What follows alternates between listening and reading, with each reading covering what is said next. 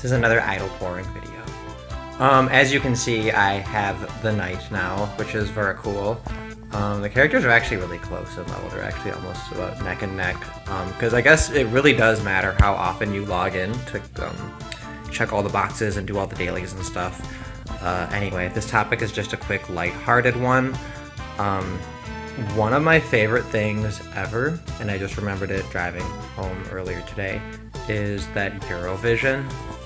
Well, that's my favorite thing, like one of my absolute favorites.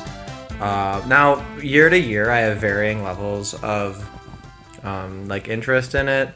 Like in 2016, I barely listened to Eurovision at all. I actually haven't listened to all of those songs yet, even, which is a little bit... That's unusual for me. Usually I listen to all the songs as they come out, and it's really fun to pick your favorites and then to see which ones are gonna win. And I usually have like the least popular opinion. When I was at Burning Man, one of my favorite things to do whenever I met a European person is I would say, oh, I know your country because you have amazing Eurovision entries. And then they'd be like French, so they'd be like, haha, fuck you, that's funny. Although I met a guy from Moldova. He said he was from Russia, and I told him that Moldova is my favorite country in Eurovision, and he like almost like wept because he thought that was so beautiful, because he was just so proud that an American knew of his country through this like tacky fucking song contest. But yeah, like Moldova seriously is like the best country in Eurovision. Close second, Ukraine. They're like kind of neck and neck, I'd say.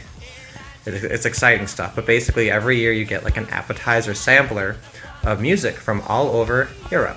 And the fun thing is, like, everybody agrees that overall the music is kind of bad, but then everybody really, really violently disagrees about which ones are bad. And some of my favorites, what was it? Was it Montenegro in 2013? Had Igranka. That was a good one. I already did the friend stuff today. That's like my favorite fucking song ever. Verka, Serduchka, of course. Lordi, it's amazing. Ruslana, it's fucking great. You've probably heard of Epic Sax Guy. That's like, he was from Eurovision. ABBA won Eurovision one year. Tattoo was in it. They didn't win. I guess one of them had a cold. That's how one version of the story goes. You definitely should check out Sylvia Night. That was a very, very special entry. Okay, let's do a challenge. Let's do a challenge just to make things exciting.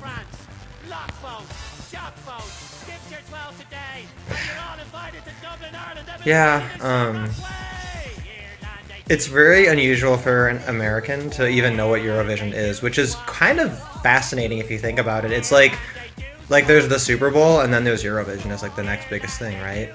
Maybe I'm wrong about that, I don't know. But they say it's like football for people who don't like football, which is I think pretty accurate. Or they say it's for women and faggots, which I think is also pretty accurate. So people complain about like the geopolitical voting or whatever. I think that like legit though, the Eastern European countries are just like they send better songs across the board. Yeah, I just think that.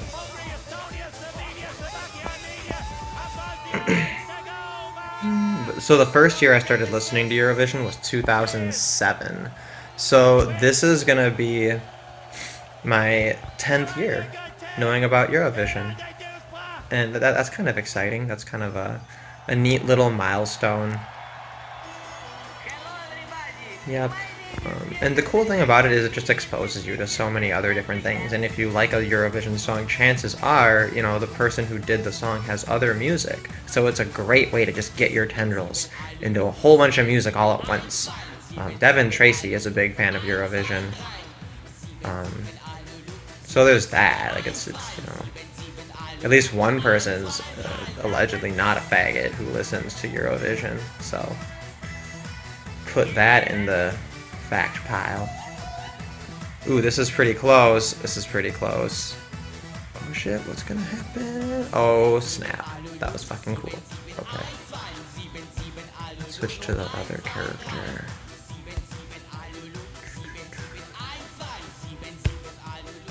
So I've never gotten to go to Eurovision because it's expensive. It's pretty expensive, I think, for an American to fly to Europe. Because if you fly to Europe, like, you have to stay there for a pretty long period of time to justify the trip. You know, it's kind of like, it'd be kind of bullshit to, like, fly out to Europe for a week, I think. Like, you'd have to, like, really try to make a thing of it. And, you know, if you're not doing the kind of, like, if you can't do your work abroad, then that means you're taking that time off work, too. Which means that, like, if, you know, you're gonna go on a vacation, like, literally that's it. So, I used to live in China. I'd really like to go back to China. If not just to visit, like, it would be fun to live there again. I seriously considered it last year. But then I got, like, a promotion at a job, and I really like it there, so it's good enough that I'm not gonna fuck off to China anytime soon. It's kind of nice to have, like, a back burner thing, though. Like, if the shit just hits the fan, I'll just fuck off to China. It's fun living there. It'd be really fun doing it, like, a second time around now that I, like know how to find things and live there a lot better. You know, I have like kind of more of that survival skill set, so it'd be more fun. I can just do more of what I want to do instead of like just trying to like be comfortable. Like that's kind of a struggle when you're first in a new country, I think. And like 6 months into that 1-year contract, it felt like, oh my god, I'm gonna be here for fucking ever. But then like within the last 3 months, it's like, oh shit, I have total FOMO. I have to make sure I do all the things.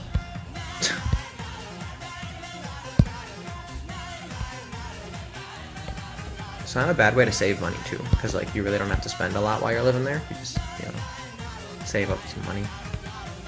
Very low cost of living. It's very nice.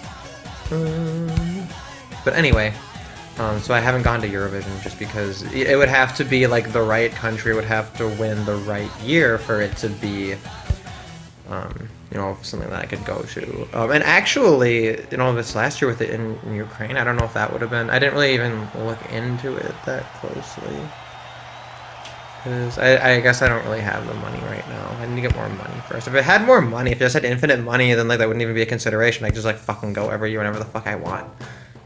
The American dream. Go listen to tacky European music live. They have like a really weird system for getting your tickets though, where you have to like be part of a fucking fan club or whatever. There's some shit. I don't know. It's just, it seems like bullshit to me. Of course, like the European thing, it'd be all fucking weird because they're all communists. Everyone to the left of me is a communist. That's the reoccurring theme. So you might notice I have my first piece of cosmetic gear also. Bam. It's, they call it, what, the Evil Holy hat? And it's supposed to be like a marching band hat of like some Niflheim fucking enemy. So I have no idea how rare it is, if it's rare at all even. But, yeah, I don't even think I knew I could rotate the duder. Yeah, it's kind of cool. But in the costume too. It actually gave me defense too when I put it on.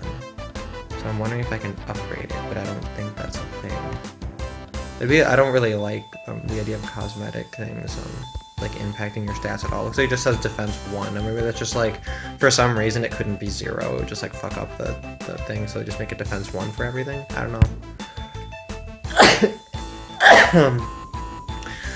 I guess I could look it up, but fuck it. Okay, who fucking cares? I don't have a guild. I don't fucking care. Anyway, Eurovision's fun times. That's all I gotta say for today. You guys have a great weekend, and put the word to the mother.